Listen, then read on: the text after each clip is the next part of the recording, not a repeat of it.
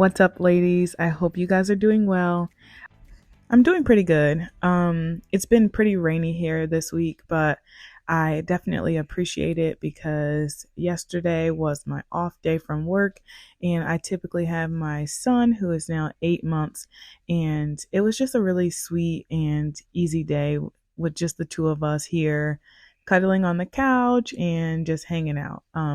I definitely appreciate motherhood a little differently the second time around, and I think it has to do with the fact that I'm not like totally stressed out all the time and worrying about milestones and like, am I doing the right thing? It's a lot easier the second time around. And I'm sure with each pregnancy, if we have another baby, it'll get easier and easier.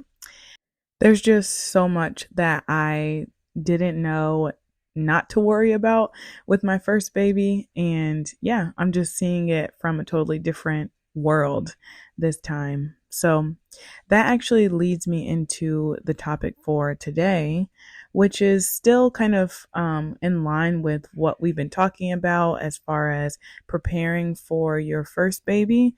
This is going to be part two. So if you haven't heard part one, I recommend looking at the previous episode, which is before the baby dance, just to get some context and to kind of follow along here with what I will be talking about.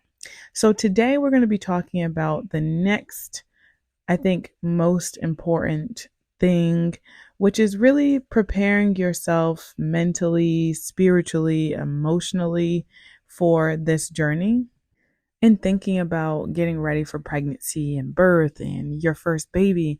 There's so many things that are extrinsic or, external that we tend to focus on and really bring it to the forefront. So obviously we need to have money and we need to, get a nursery where we're going to put the baby, a crib, clothing, doctor's appointments, all these things. And they're all important, but it really is important to first do a check-in with yourself in terms of the physical aspect, which is what I talked about last week, but also the mental and emotional aspect, because that is a huge factor when it comes to motherhood. And it is often overlooked to the detriment of the woman and to the mother. We're seeing astronomical levels of postpartum depression and, all the postpartum things, anxiety, rage, psychosis, all of these things are climbing. And I think it's largely due to the fact that women in this society, in this age, are really wildly underprepared mentally and spiritually and emotionally for the entry into motherhood. So that's what we're going to be talking about today. Okay, so for today's topic, I'm going to lead with some guiding questions. These are some questions that are not kind of like a rule, but definitely things that you should consider. And if we don't get to all of them today, I'll just continue it over into the next episode. I want to make sure that we're spending the appropriate amount of time on this stuff because it's not talked about enough. So yeah, we're going to go through each question pretty slowly, but I do think it's important. Okay, so here are some of the questions. Am I mentally ready to be solely responsible for another person in every way possible? Am I mentally capable to be solely responsible for another person's everything? What sort of life endurance do I have? As in, how well do I handle stress? And what are some of my coping mechanisms for this stress? Why do I want to have a baby? Whom do I rely on for support? How are my communication skills? How will it impact our relationship? And is my partner ready? Okay, so hopefully that already is getting your wheels turning, getting your, mental juices flowing. We're going to tackle the first question that I think is a good place to start, which is, why do I want to have a baby? Now, when I think about this, there are a variety of reasons why women want to have children. I think the easiest answer is just to be able to co-create with, your partner. Maybe you are married and you love this person and you want to make children with that person. I think that's the simplest answer. Some women just have always dreamed of being mothers, and now they get to fulfill, that dream. And that is another great response. Some other answers can include, maybe you feel a responsibility as a wife to be a mother. Like maybe you don't necessarily want children, but now that you're in a relationship with someone who does want children, now you kind of feel that pressure of like, okay, I want to be with this person and this is what they told me. And now I'm responsible to make this baby. Another one could be that you are in competition with someone else. And I know that these are not all going to be great, but it's something to think about and to be honest about when you're getting into this part of your life. So is there a loss? Like, were you pregnant before and you lost the baby, and now you want to have another baby because you want to fulfill that empty space, which I'll talk about later because this was something that happened to me. Also, do you feel like you've never been fully loved before and maybe you're looking for unconditional love from a child? I know several women who have had that be the experience, that they had a baby because they wanted to feel that love of, a child, because a child doesn't know anything but their mother. And of course, they're going to give unconditional love. And maybe that woman has never, ever felt that in her entire life. And so that's her motivation. We're not going to judge these people, and I'm not judging you if that's your truth, because this is the truth for many women out there. Another big one is maybe trying to have a baby to fix a relationship. And you know what? I'm just going to go ahead and say it right now. Babies do not fix relationships. They actually take a toll on even the best relationships. It's just a natural thing that happens. So, anywho, those are some of the reasons why. And I did say that I wanted to talk about the loss specifically, so I'm going to start there.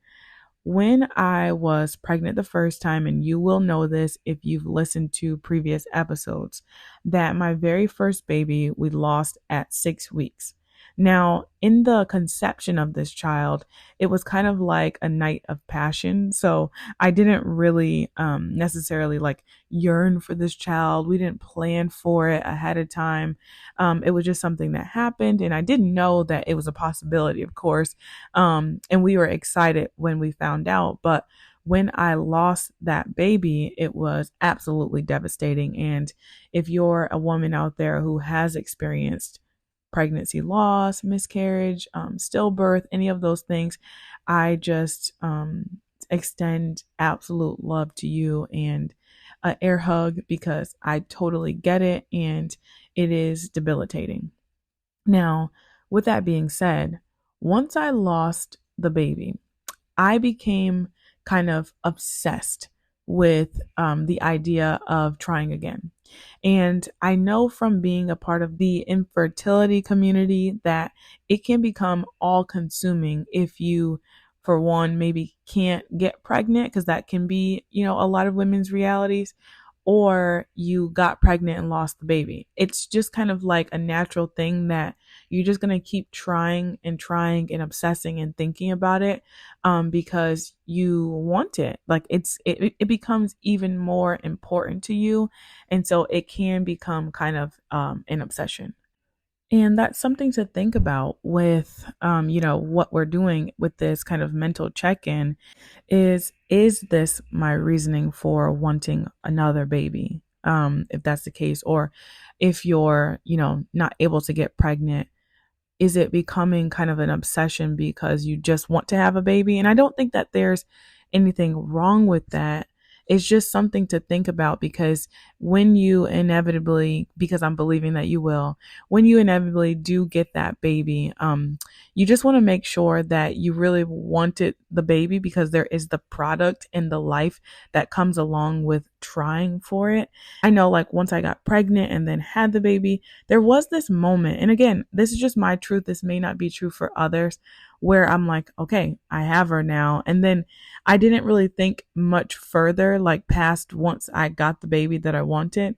Anyway, I'm not going to spend too much time on that, but that's just a thought.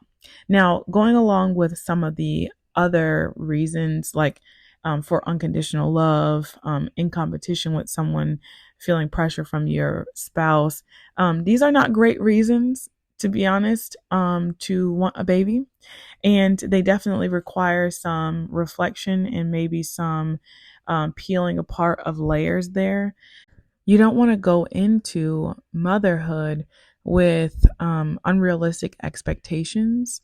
So, for example, if you are looking for unconditional love, then you get a baby and guess what? They're just demanding, okay? Like they don't know about this whole love thing to start with as far as like how to show it to you in any meaningful way besides just being really needy and needing to be on top of you. So, in the beginning, if you have that expectation of getting love like the way that you receive it, as a matter of fact, I would recommend checking out love languages because this comes into play both with your relationship, but then also with your child relationship as well. There's this book called The Five Love Languages, and it's written by Gary Chapman, I think. And my husband and I were recommended by our pastor to read it when we were premarital. So we were doing the counseling. And it was a great read. It talks about the five main love languages, some of which include acts of service, quality time, physical touch. And it basically just helps you to get to know yourself and how you receive love. And typically, how you receive love is how you give love. And so it's nice to do like with your partner so that you guys can love each other a little bit more effectively. But it can also come into play with children because children have their own love languages as well. And they often are not the same as yours. They may be, but sometimes they're different. And so if your child ends up having a love language that's different, and so they show love a different way, that can all come into play. So I definitely recommend looking into that. I think there's a quiz that's available for free online. If you type in five love languages into Google, I'm sure it'll come up. If you're not getting that love in the way that you hoped, this can be really devastating to you mentally. And it can also foster some resentment. You could start to resent being a mother or resent that child. And it's not anything that they did. And again, we need to be really honest here. I'm not judging at all. We just need to be talking about these things because people don't. And it does come up. And I know mothers feel some of these things. It's a really good idea to talk to other people, like someone that you're confident in. Your spouse is a great place to start. Maybe someone that you trust, like a sister, a mother, a best friend. You can talk to a therapist about this, but be really mindful of your responses because that'll dictate kind of going forward how things go. This leads very nicely into the next question, which is, am I mentally ready for this? I'm not talking about making the decision, like deciding, yes, we're going to try for a baby, or yes, I want a baby.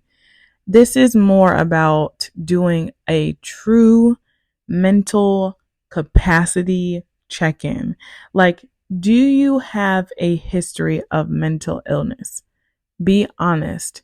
Do you have anxiety? Do you have depression? Do you have any of the others? Was there anything in your past that you dealt with that maybe you have kind of moved past now? Is it a current issue? What does your emotional intelligence look like? So, are you able to identify different emotions in yourself? Can you identify when you're feeling frustrated? Can you identify when you're feeling abandoned? Like, we're not talking about happy, sad, the basics, angry. We're talking about those deeper emotions and being able to really tease out what you are feeling. Are you able to do those things? Because the thing is, when it comes down to motherhood, you are going to have to face several layers of yourself and, things that you have never had to deal with before, you will inevitably deal with with motherhood. It may not all happen right away, but it'll happen. Motherhood has this way of kind of acting like a flashlight, and it will shine light in all areas of your life, for better or for worse. I'm going to be totally honest, and if you talk to other mothers, they'll say the same thing. I think the biggest way is when you're feeling sleep deprived, or not getting enough alone time, or not getting support, or maybe you're not able to attend to your body and your needs the way that you were before you became a mother. Your true colors are going to start to show up real quick. And that's because you're kind of pushed to the limits. And, there are things that you were able to do to kind of cope and make life a little easier for yourself before you became a mother. But then when you have all of these layers added in that are really kind of stacked against you, whatever those issues were that you were dealing with before are going to come to the forefront. So if you were dealing with anxiety or depression before you had the baby, and then you get all of these things that make it really difficult for you, some of those things are probably going to reoccur. And that's why, if you look at medical literature and things like that, one of the ways in which women tend to get postpartum something, I'm just going to say something, is a history of having, that thing in the past. So if you struggled with depression before you got pregnant and then had a baby, there's a chance that you're going to have postpartum depression. Now, I don't necessarily call it that, but you're going to have it. And it's less about, this sudden onset of a new illness like postpartum depression, and really just a recurrence of a previous diagnosis of depression, because those things come back up. Okay, so the next way that motherhood kind of acts as an exposing light in some of our dark corners is through our children. So they are your children. And sometimes that might mean that they are very similar to you. And this could play out, when they're an infant, but more likely it plays out later in life as they get older, into toddler and then into preschool years. And obviously as they get very old, into teenagehood. So I noticed this right away with my daughter in particular. I learned like later that she is a highly sensitive person, and I don't really have time to explain that on this episode. If you're interested in learning more about that, I could definitely talk about it, because I also am a highly sensitive person. And basically, how that plays out is that we are really sensitive to, noises and the way that we're touched. And we can be incredibly empathetic and, pick up on different cues that maybe someone else might not notice. And so me as the highly sensitive parent is easily overstimulated by my children. And then her as the highly sensitive baby in this case was overstimulated by everything. So she actually got the label of having colic, which I really don't necessarily believe in as a real thing or a real diagnosis, but she got that diagnosis because she cried all the time. She was very sensitive to, the feeling of gas inside of her belly. She didn't like to be put on her back. You couldn't hold her a certain way. She woke up for every noise. And so she was just very sensitive to life for a long time. And so me as a new mother, had a really hard time with this. I had a really hard time with coping with a child that was kind of extreme, and the crying was excessive, and I was easily overstimulated by, just like regular sounds. And then to have a baby who had like a blood curdling scream was overwhelming. So right away, I was confronted with myself. And my mother said multiple times when she was little that she was exactly like me. I mean, she still looks like me now. She's like a clone. Now, my daughter is 4 years old at this point, and I got to be honest, we still butt heads. She is very much like me. She's very different from me in a lot of ways. But anyway, I definitely have to cope with living with a small me often. So I can say from personal experience that it can be challenging. And then just going along with that, kind of the opposite can also happen where maybe you have a child that's very different from you. And, for better or for worse, I mean, I think every child you're going to love regardless. This is just like motherhood. But if you have a child that is very different, or not just different from you, but maybe different from what you expected. So let's say you are super outgoing and you like to parade around and be around a bunch of people, and maybe you have a very shy, quiet child. Well, that's going to be challenging. Maybe that child doesn't want to do what you want to do.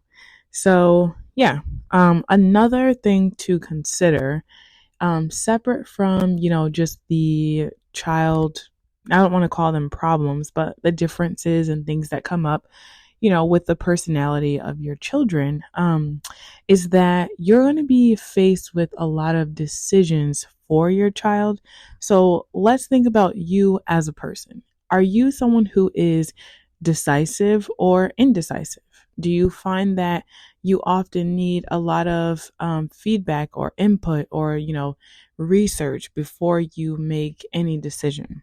Well, that might be difficult when it comes to parenting, because you're going to be making a lot of decisions from the very moment that you find out that you're pregnant. We talk about the things that come up, as far as nutrition and, cutting out specific things and taking pills or whatever the case may be. Parenthood is full of decisions. It's literally kind of like the bread and butter of parenthood, just making decisions for yourself and for your family and for your children. And if you find that you have a hard time making decisions, well, it's going to be really challenging for you to make some very important and difficult decisions throughout motherhood. Um, Similarly, if you are a very decisive person and it's very easy for you to just decide on one thing, I'm that kind of person. I'm pretty decisive. What I found in parenthood was that I actually needed to slow down and kind of think about how my decisions influence others. It's very easy for me to be quick and like pick something without really caring about the outcome of it, because it's for myself. But when it comes to my children, we already discussed how, my daughter is very sensitive. And then I'm finding that my son, he has his own personality. And when it comes to making decisions for my children, I actually do have to take time and consider things. And it's not as easy as just making a quick decision. Now, I will say that it is easier for me as a parent who is decisive, because once I have my mind made up about something, I'm not easily swayed. So I didn't necessarily have that problem of transitioning into motherhood and, having issues making choices. But again, these are things that you're going to want to consider if you have the privilege, because this is a privilege. Not every woman is going to be able to be in your shoes and be thinking about this stuff before you get pregnant. Or, be thinking about this stuff in pregnancy. Unfortunately, a lot of women have to just be confronted with this stuff, myself included, when they're already mothers. So just think about those things. Okay, so we're still in the am I mentally ready for this question? And a huge one, a massive one, is the judgment from others. Now, this is a big one because mothers are confronted with this from probably the moment that they find out that they're pregnant. People are going to be giving advice and judging whatever decision that you make in your pregnancy and your birth. While you're parenting your child, whether you choose to breastfeed with a formula, child-led weaning, how you sleep, all of the things are going to be up for scrutiny.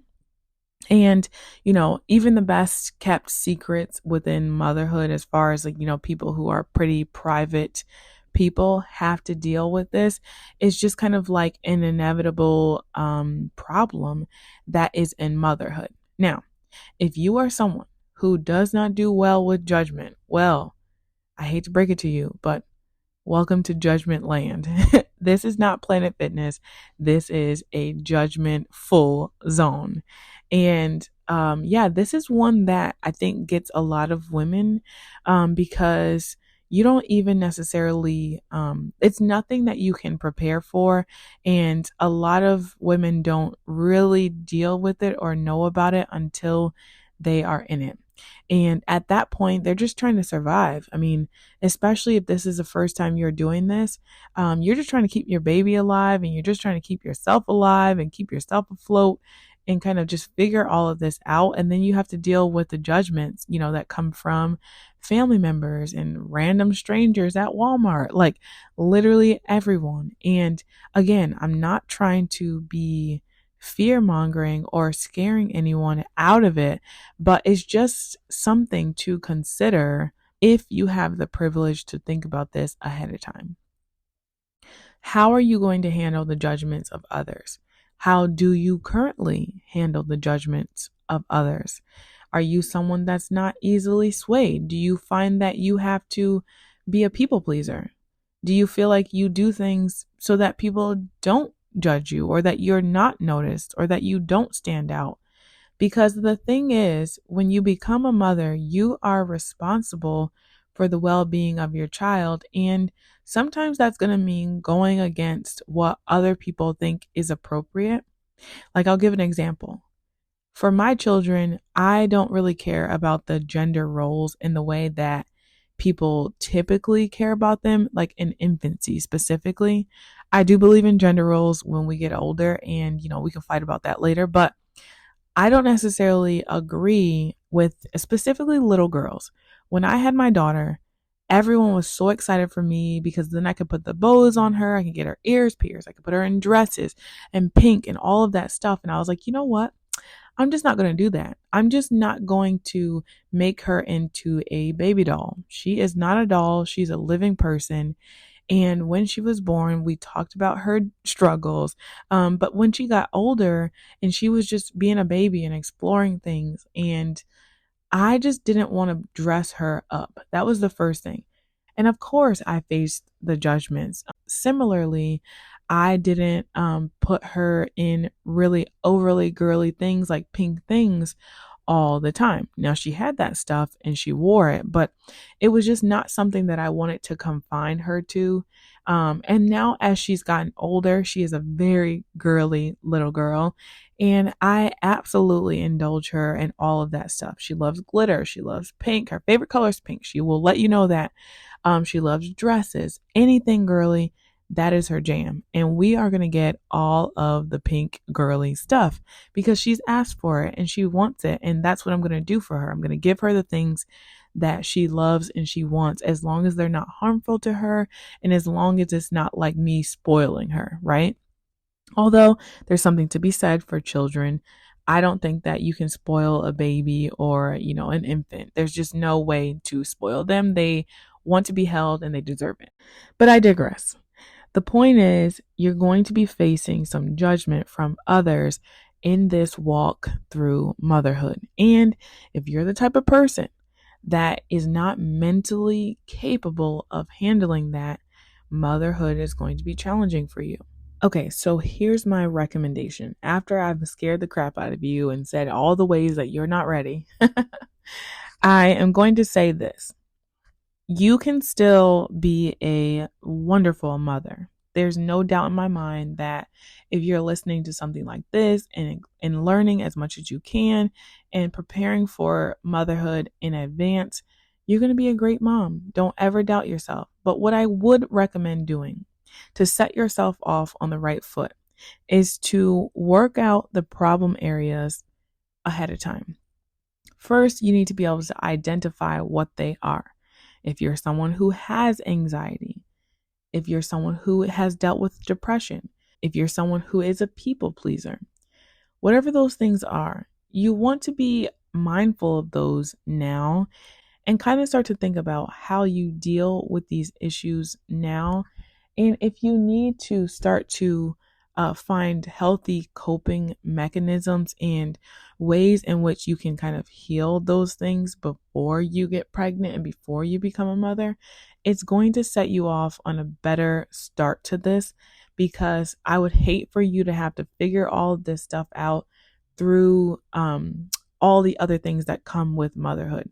So if that means that you need to go and talk with a therapist or another licensed professional and kind of get the help that you need before, that's what you should do. If you have the opportunity, I keep calling it a privilege because it really is. There is such a low number of women who have the opportunity to address this stuff before they have a child. So if you do, then take advantage of it. You could be making yourself more self aware. You could be going into motherhood a much better, whole individual rather than a broken one who still has many things to work on and inevitably will have issues in motherhood. So, yeah, take advantage of the opportunity to work on those things now. All right, ladies, I hope that I gave you enough to think about, but not too much to make you too scared.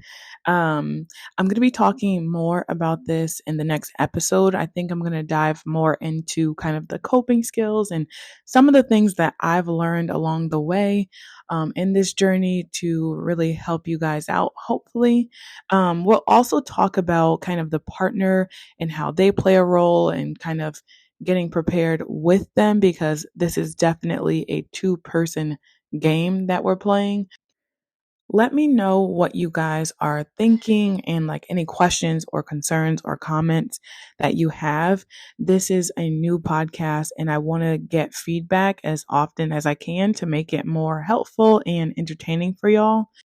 There is a form that you can complete in the show notes on Spotify, which basically just asks, what do you think of this episode? And I would love to get that feedback from y'all. You can also let me know what you think on Instagram. I'm at Blossoming Mama 12, and it's the same tag on Facebook. I also have a YouTube page, which is The Blossoming Mama. And I also have a website that I'm working on. It is live right now. If you type in The Blossoming Mama, you should be able to find it. But yeah, I have some resources on there, a bunch of different blog posts that I've done in the past that could be helpful. So check that out as well, and you can give me feedback there. And yeah, I hope y'all have a beautiful week, and I'll see you all in the next episode. Take care of yourselves.